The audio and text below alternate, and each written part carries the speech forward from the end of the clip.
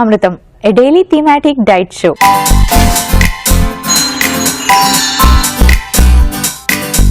ఈరోజు గురువారం మన థీమ్ ఆరోగ్యం ఆహారం.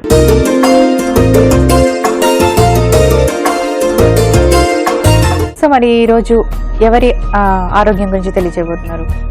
ఇవాల్టి మన ఆరోగ్యం ఆహారం అనే మన సబ్జెక్ట్లో థైరాయిడ్ గురించి తెలుసుకోబోతున్నాం. థైరాయిడ్లో 2 టైప్స్ కదండి, హైపోథైరాయిడ్ ఒకటి, హైపర్ థైరాయిడిజం ఒకటి. సో మనం ఈ రోజు తెలుసుకుంటాం హైపోథైరాయిడిజం గురించి.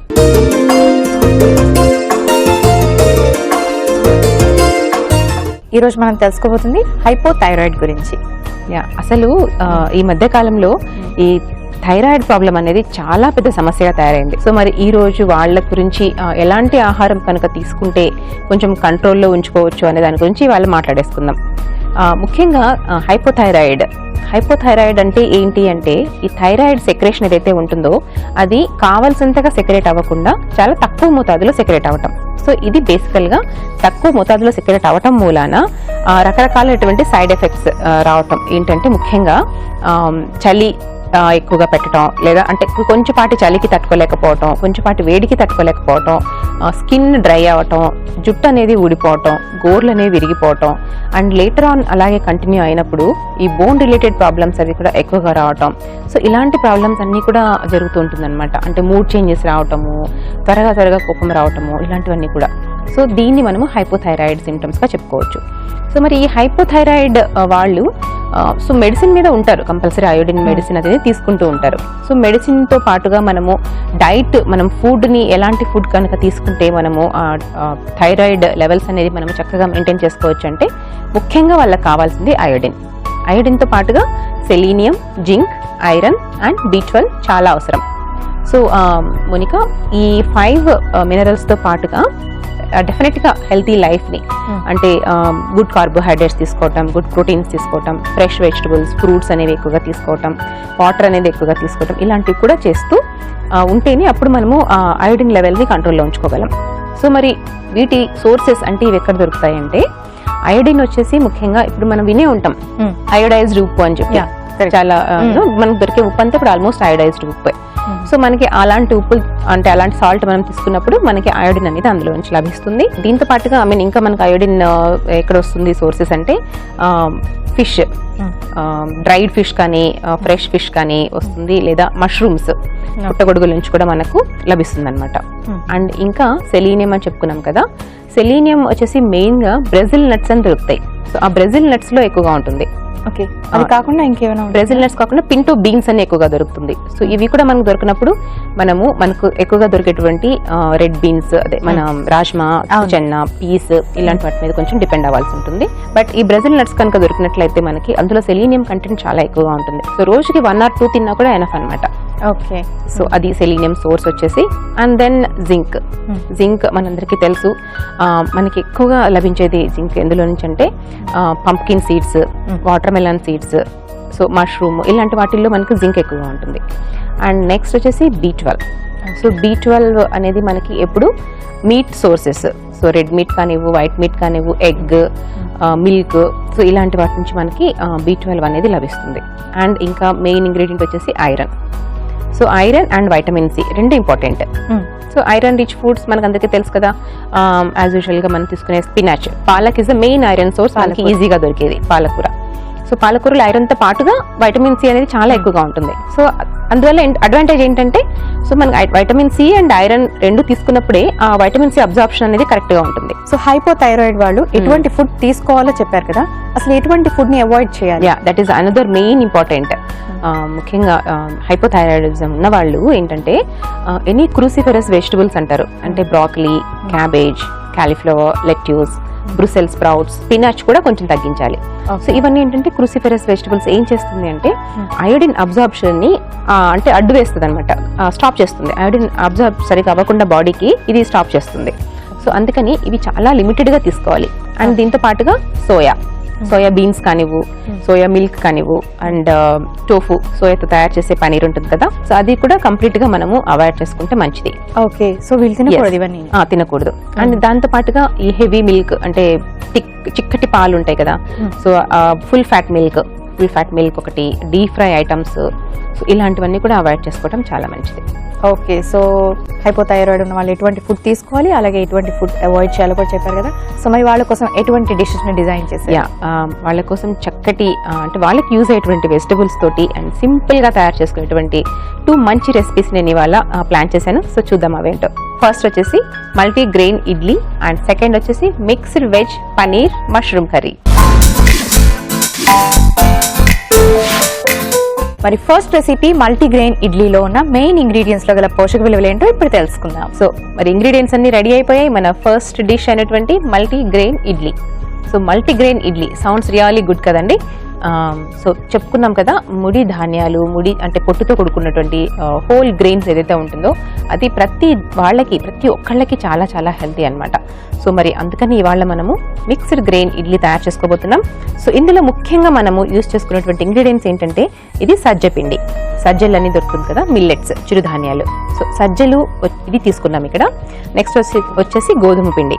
సో ఇది గోధుమలతో తయారు చేసుకున్నటువంటి పిండి, గోధుమ పిండి. నెక్స్ట్ వచ్చేసి రాగి పిండి అండ్ నెక్స్ట్ వచ్చేసి ఇది మొక్కజొన్న రవ్వ. సో మొక్కజొన్న రవ్వనైనా వాడుకోవచ్చు లేదా జొన్న రవ్వను కూడా వాడుకోవచ్చు.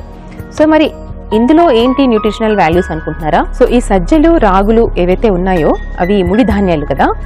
ముడి ధాన్యాల్లో ముఖ్యంగా మనకు క్యాలరీస్ అనేవి కంపారిటివ్గా తక్కువగా ఉంటుంది అండ్ ఫైబర్ అనేది ఎక్కువగా ఉంటుంది అనమాట. అండ్ ఇందులో మనకి కాల్షియం, ఐరన్ కూడా చాలా ఎక్కువగా ఉంటుంది. అందుకనే ఈ మధ్య మీరు వినే ఉండుంటారు ఎక్కువగా ముడి ధాన్యాలని వాడండి అని. ఎందుకంటే ఇది అన్ని రకాలుగా మనకి హెల్త్కి హెల్ప్ చేస్తుంది అనమాట. సో ఇక్కడ అందుకని మనము ఈరోజు ఇవి 2 మెయిన్గా తీసుకున్నాం. అండ్ నెక్స్ట్ వచ్చేసి గోధుమ పిండి. సో గోధుమలు మనకు అందరికీ రోజు వాడుకుంటూనే ఉంటాం. ఇది కూడా good protein and high fibre and మనకి ఇందులో నుంచి కూడా గుడ్ వైటమిన్స్ అండ్ మినరల్స్ అనేవి లభిస్తుంది. And next ingredient urad dal. ఇది ప్రోటీన్ రిచ్. సో ప్రోటీన్ కూడా కావాలి కదా మన శరీరానికి, ఓన్లీ కార్బ్స్తో పాటుగా. సో మనం ఇక్కడ ఉరద్ దాల్ని మంచి ప్రోటీన్ సోర్స్ కోసం తీసుకుంటున్నాం. ఐరన్ కూడా మనకి ఇందులో నుంచి ఎక్కువగా లభిస్తుంది. అండ్ నెక్స్ట్ వచ్చేసి కార్న్. ఈ కార్న్ అంటే మొక్కజొన్న రవ్వ ఏదైతే ఉందో అది. మొక్కజొన్న రవ్వ కానీ తీసుకోండి లేదా జొన్న రవ్వ కూడా మనం ఇక్కడ వాడుకోవచ్చు. సో ఇక్కడ అది కూడా మెయిన్గా మనకి low calorie and high fibre. And another main ingredients వచ్చేసి మనం ఇక్కడ క్యారెట్. మరి వెజిటబుల్ కావాలి కదా, సో మరి క్యారెట్ కూడా మనం ఇక్కడ యూస్ చేస్తున్నాం. అండ్ అగైన్ ఇది మెంతులు మనము రెగ్యులర్గా రోజు మన డైట్లో ఒక 1/2 టీ స్పూన్ వరకు తీసుకున్నట్లయితే బ్లడ్ షుగర్స్ని కంట్రోల్లో ఉంచుకోవడానికి చక్కగా హెల్ప్ చేస్తుంది అండ్ డైజెషన్కి చాలా చాలా మంచిది. సో మరి మంచి ఇంగ్రీడియంట్స్ అన్ని రెడీ అయిపోయాయి. సో మరి ఇది ఎలా చేస్తారో కూడా మీరు చక్కగా చూసేసి ఫాలో అయిపోయి ఇలాంటి మంచి హెల్తీ డిషెస్ని తప్పకుండా ట్రై చేయండి. మల్టీగ్రెయిన్ ఇడ్లీలో మెయిన్ ఇంగ్రీడియంట్స్ లో గల పోషక విలువలు ఏంటో తెలుసుకున్నాం కదా. ఇప్పుడు మన second recipe mixed vegetable paneer mushroom కర్రీలో మెయిన్ ఇంగ్రీడియంట్స్ లో గల పోషక విలువలు ఏంటో ఇప్పుడు చూసేద్దాం. సో మరి మన సెకండ్ రెసిపీ అయినటువంటి mixed veg paneer mushroom curry.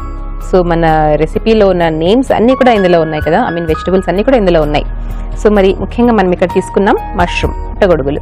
So ఇందాక చెప్పుకున్నాం కదండి, అయోడిన్ అనేది మనకి చాలా అవసరం హైపోథైరాయిడ్ ఉన్న వాళ్ళకు అని చెప్పి. సో అయోడిన్ రిచ్ ఫుడ్స్ ఏదైతే ఉంటాయో అవి మనము రెగ్యులర్గా తీసుకుంటూ ఉండటం చాలా హెల్త్కి మంచిది. అండ్ ముఖ్యంగా మనకి అందుబాటులో ఉండదు కానీ సముద్రపు పీచు అంటారు, అంటే సీ వీడ్ అంటారు, అంటే సముద్రపు గడ్డి, అందులో అయోడిన్ అనేది చాలా ఎక్కువగా ఉంటుంది. సో ఒకవేళ అది కనుక దొరికితే దాంతో సూప్స్ కానీ సాలడ్స్లో కానీ వాడుకుంటే చాలా మంచిది. సో మనకు అవి దొరకడం కొంచెం కష్టం కాబట్టి మనకు దొరికేటటువంటి ఫుడ్స్ ఏదైతే ఉంటుందో వాటితో తయారు చేసుకోవటం బెస్ట్. సో ఇది అయోడిన్ చాలా ఎక్కువగా ఉంటుంది.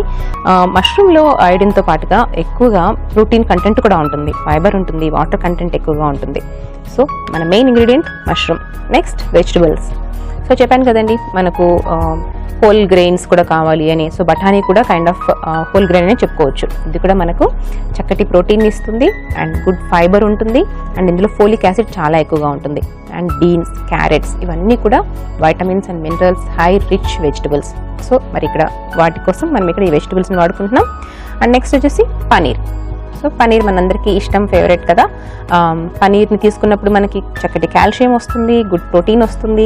సో దాంతోపాటుగా B12 వైటమిన్స్ అవన్నీ కూడా మనకి చక్కగా అందుతుంది. సో మరి మన నెక్స్ట్ ఇంగ్రీడియంట్స్ వచ్చేసి గార్లిక్. చూసారు కదండి, చిన్నగా చక్కగా కట్ చేసి పెట్టారు. సో గార్లిక్ మనం రోజు తీసుకుంటూనే ఉంటాం. సో సో గార్లిక్ వల్ల మనకి చాలా హెల్త్ బెనిఫిట్స్ ఉన్నాయని కూడా మనకు తెలుసు. ముఖ్యంగా మనకి ఇది బ్యాడ్ కొలెస్ట్రాల్ తగ్గించడానికి హెల్ప్ చేస్తుంది అండ్ వెయిట్ లాస్, బరువు తగ్గాలనుకున్న వాళ్ళకి చక్కగా హెల్ప్ చేస్తుంది. డైజెషన్లో కూడా ఇది ఇంపార్టెంట్ రోల్ ప్లే చేస్తుంది. సో మరి ఇంకెందుకు ఆలస్యం, తప్పకుండా ట్రై చేయండి. ఈ రోజు మన థీమ్ ఆరోగ్యం ఆహారంలో హైపోథైరాయిడ్ వాళ్ళు ఎలాంటి ఫుడ్ తీసుకోవాలో చాలా వివరంగా తెలుసుకున్నాం కదండి. మరి వాళ్ళ కోసం పద్మ చక్కటి డిషెస్ ని కూడా డిజైన్ చేశారు. మరి మల్టీ గ్రెయిన్ ఇడ్లీ, అలాగే mixed vegetable paneer mushroom curry. Annapurna Secunderabad నుంచి ఇలా అడుగుతున్నారు, నాకు హైపోథైరాయిడ్ ఉంది, నేను వెజిటేరియన్, కంటిన్యూస్ గా వెయిట్ పెరుగుతున్నాను, ఇప్పుడు ఎలాంటి జాగ్రత్తలు తీసుకోవాలి? హలో అన్నపూర్ణ గారు, హైపోథైరాయిడ్ ఉన్నప్పుడు వెయిట్ గెయిన్ అనేది చాలా పెద్ద సమస్య. సో మరి వీళ్ళే ముఖ్యంగా ఎలాంటి ఫుడ్ తీసుకోవాలి అంటే డెఫినెట్గా లో క్యాలరీ ఫుడ్ అనేది మనము ప్లాన్ చేసుకోవాలి. అండ్ లో క్యాలరీ ఫుడ్ అంటే ముఖ్యంగా మనం ఏం అవాయిడ్ చేయాలి ఇక్కడ అంటే వైట్ పాలిష్డ్ రైస్ అండ్ మైదాతో చేసేటువంటి ప్రోడక్ట్స్ ఏవైతే ఉంటాయో వాటన్నిటిని మనము అవాయిడ్ చేసుకోవాలి. షుగర్స్ని మనము డెఫినెట్గా కంట్రోల్లో ఉంచుకోవాలి. అంటే మనము కాఫీలో ఇలా వాటిలో వేసుకునే షుగర్స్ ఏదైతే ఉంటుందో అది కంట్రోల్ చేసుకోవాలి. అండ్ ఎక్కువగా ఫ్రెష్ వెజిటబుల్స్, ఫ్రెష్ ఫ్రూట్స్ మనము తీసుకుంటూ ఉండాలి. అండ్ దీంతో పాటుగా మీ ప్రోటీన్ సోర్సెస్ మాత్రం మర్చిపోద్దండి. సో గుడ్ ప్రోటీన్ సోర్సెస్, మీరు వెజిటేరియన్ కాబట్టి ఎక్కువగా పప్పు ధాన్యాలు, పప్పు దినుసులు అండ్ ఈ టోఫు ఏదైతే ఉంటుందో పన్నీరు, వీటి మీద కొంచెం డిపెండ్ అవ్వాలి. పన్నీర్ కూడా మళ్ళీ ఇంట్లో లో ఫ్యాట్ మిల్క్తో చేసుకొని ట్రై చేయండి. షాప్లో కొన్న వాటిలో ఫ్యాట్ కంటెంట్ ఎక్కువగా ఉంటుంది. సో ఇలా చిన్న చిన్న చిట్కాలు చేంజెస్ చేసుకుంటూ ఉంటే హైపోథైరాయిడ్ వాళ్ళు ఉన్న వాళ్ళు కూడా వెయిట్ అనేది కంట్రోల్లో ఉంచుకోవచ్చు. ఇప్పుడు మన first recipe multi grain idli. అది ఎలా ప్రిపేర్ చేసుకోవాలో ఇప్పుడు చూపిస్తాను.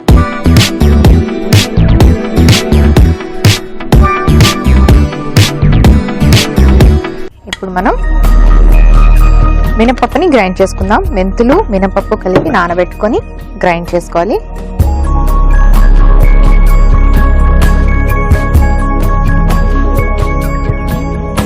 ఓకే, కొంచెం వాటర్ వేసుకుందాం.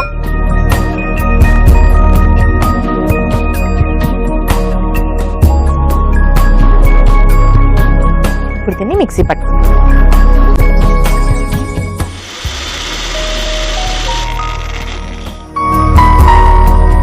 ఓకే, బ్యాటర్ రెడీ అయిపోయింది. దీన్ని మనం ఒక బౌల్లోకి తీసుకుందాం.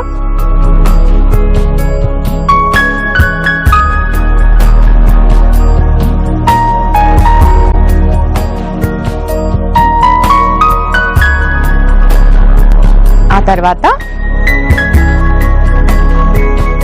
సజ్జపిండి,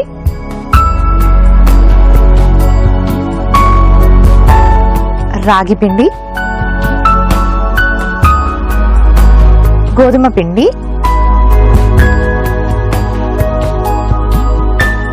మొక్కజొన్న రవ్వ ఇందులో వేసుకొని సరిపడినంత సాల్ట్ వేసుకోవాలి. దీన్ని మనం ఇడ్లీ బ్యాటర్లా మిక్స్ చేసుకోవాలి. కొంచెం వాటర్ వేసుకొని బ్యాటర్ కన్సిస్టెన్సీ వచ్చేలాగా చూసుకోవాలి.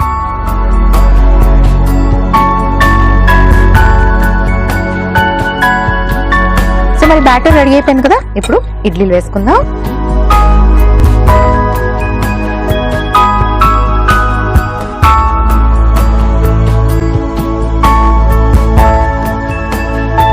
కొంచెం ఆయిల్ గ్రీస్ చేసుకుందాం.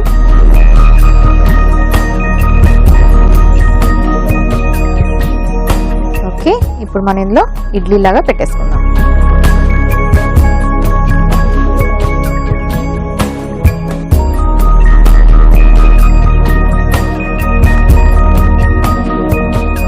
ఇప్పుడు మనం తురిమిన క్యారెట్ ని ఇడ్లీలో పెట్టుకుందాం.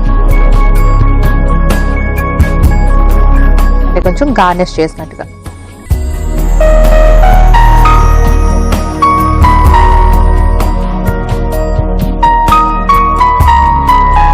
ఓకే, ఇప్పుడు కాస్త స్టీమ్ వచ్చే వరకు వెయిట్ చేయాలి. మరి ఇడ్లీలు కుక్ కావాలి కదా. సో మరి ఆల్మోస్ట్ అయిపోయింది. స్టవ్ ఆఫ్ చేసుకుందాం.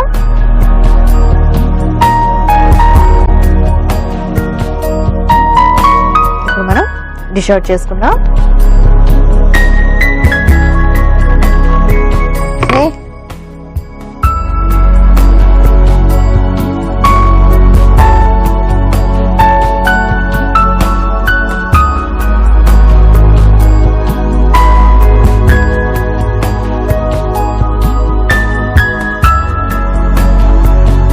చూసారు కదండి, మల్టీ గ్రెయిన్ ఇడ్లీ రెడీ అయిపోయింది.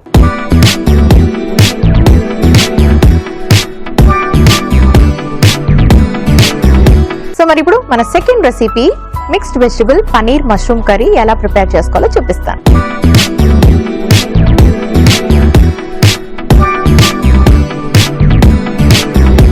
ఓకే, ఫస్ట్ స్టవ్ ఆన్ చేసుకుందాం.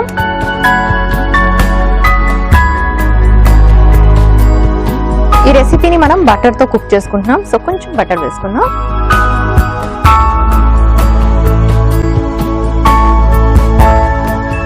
ఓకే, బటర్ వేసుకున్నాం కదా. ఆ తర్వాత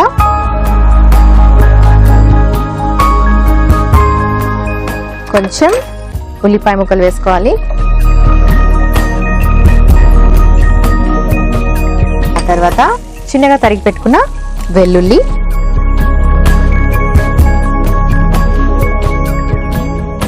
ఆ తర్వాత పచ్చిమిరపకాయ ముక్కలు,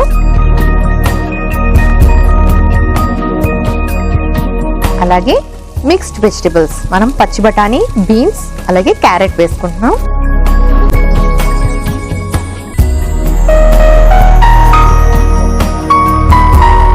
కాస్త ఇలా ఫ్రై చేసుకొని మష్రూమ్ ని చిన్న చిన్న పీసెస్ గా కట్ చేసి పెట్టుకుందాం.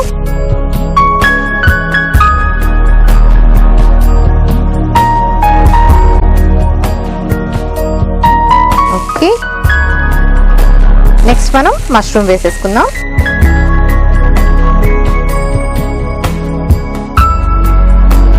ఇప్పుడు మళ్ళీ ఇంకొకసారి మిక్స్ చేసుకొని ఆ తర్వాత పన్నీర్ ని కూడా చిన్న చిన్న క్యూబ్స్, చిన్న చిన్న పీసెస్ గా కట్ చేసేసుకుందాం.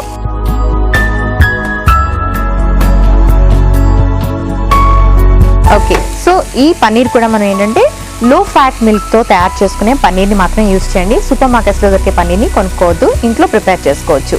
ఓకే, ఇప్పుడు కొంచెం వాటర్ వేసుకుందాం.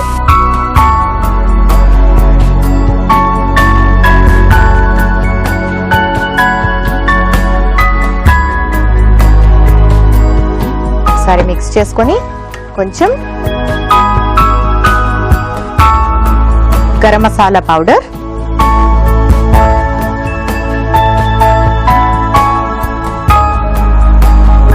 కొంచెం సాల్ట్, మనం కట్ చేసి రెడీగా పెట్టుకున్న ఈ పన్నీర్ పీసెస్ ని కూడా వేసేసుకోవాలి.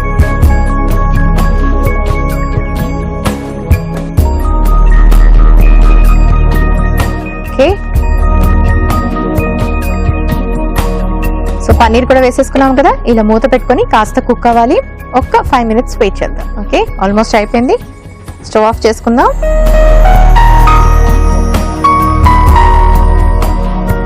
యా, దగ్గరికి అయిపోయింది కదా. ఇప్పుడు డిష్ అవుట్ చేసుకుందాం.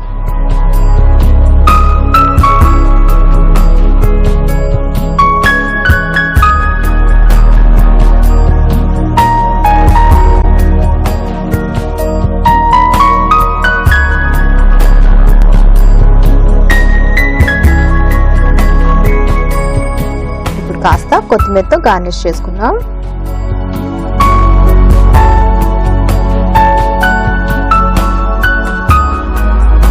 Mixed vegetable paneer mushroom ready అయిపోయింది.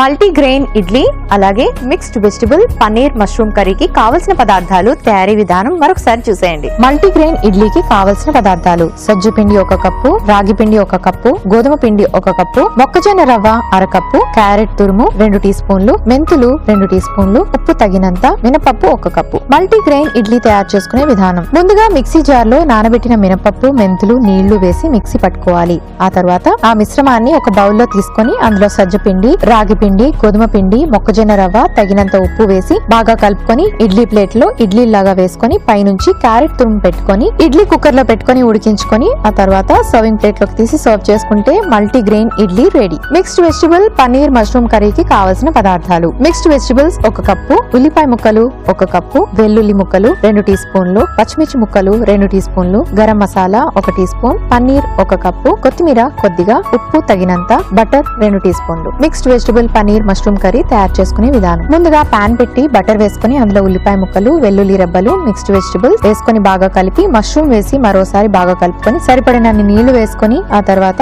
గరం మసాలా పౌడర్, తగినంత ఉప్పు, పన్నీర్ కూడా వేసి బాగా కలుపుకొని మూత పెట్టి ఆ తర్వాత 2 నిమిషాల పాటు ఉడికించాక స్టవ్ ఆఫ్ చేసుకుని బౌల్లోకి తీసుకొని కొత్తిమీరతో గార్నిష్ చేసి సర్వ్ చేసుకుంటే mixed vegetable paneer mushroom curry ready.